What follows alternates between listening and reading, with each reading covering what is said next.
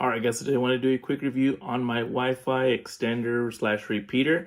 It's this one right here. So I'm going to put out some of the cool things about it. So it's almost like literally like a plug and play.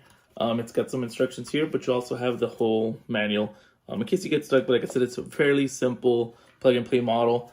It's got 4 antennas. So one thing that I like is like I have 5G here at the house, but some spots just they don't get that style signal. So with this, especially like if you have like, I'll have like cameras in one side of the house, I'll have the Apple TV, a laptop, a desk, like there's all these things in this one section.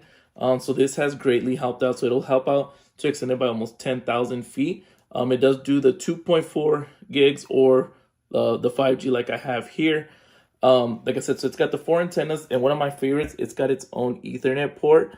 So this, like, I'll usually hook up like the Apple TV or my desktop to this, like just to get like that direct access to it, right? And so if you're looking for like a way to like boost your signal like in a certain part of the house, or maybe like an office or anything like that, this Wi-Fi repeater slash extender, I'd highly recommend. It's a 10 out of 10.